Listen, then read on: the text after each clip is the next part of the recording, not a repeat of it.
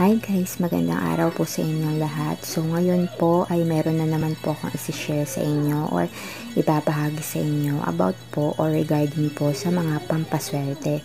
So guys, ang isi-share ko po ngayon sa inyo ay ang Chinese Lucky Coin. Yan po nakikita ninyo ngayon dyan sa video.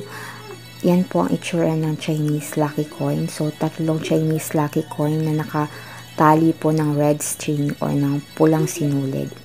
So, ano nga po ba ang Chinese Lucky Coin? So, ang Chinese Lucky Coin po ay nagsisimbolo or symbolizes wealth and prosperity. So, these coins are often used in Feng Shui to create positive energy flow in your home or in your office. So, hindi lang po sa inyong mga tahanan, pwede rin po ninyo itong dalhin sa inyong opisina or sa inyong mga trabaho.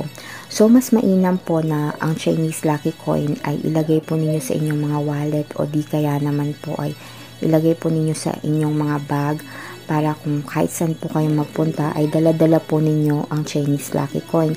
So, ano nga ba ang napakagandang maidudulot nito? So, kapag ang isang tao po ay nagmamay-ari ng Chinese Lucky Coin, so nagtataglay po siya ng napakalakas na positive energy na maaaring humatak ng kasaganahan at kayamanan sa kanyang buhay.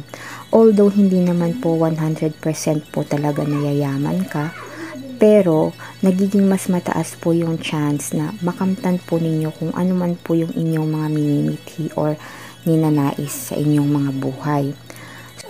So, dahil po sa taglay na positive energy ng Chinese Lucky Coin, kung sino man po ang taong nagmamay-ari sa kanya, mas tinutulungan po niya ang taong nagmamay-ari sa kanya na makapag-isip po ng positibo.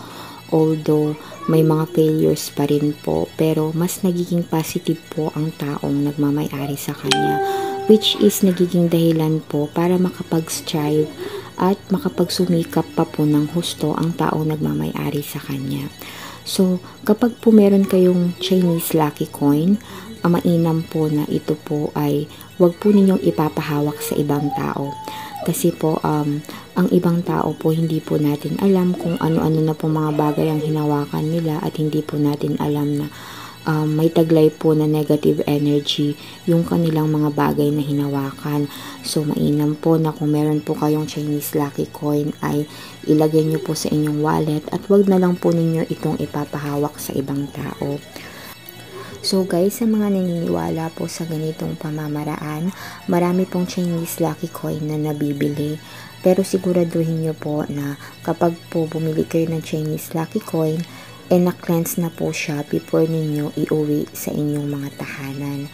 At pag po ninyong pagdududahan ang inyong Chinese Lucky Coin, dapat po ay meron po kayong 100% na paniniwala at samahan po natin ng sipag, tiyaga at dasal sa ating may kapal.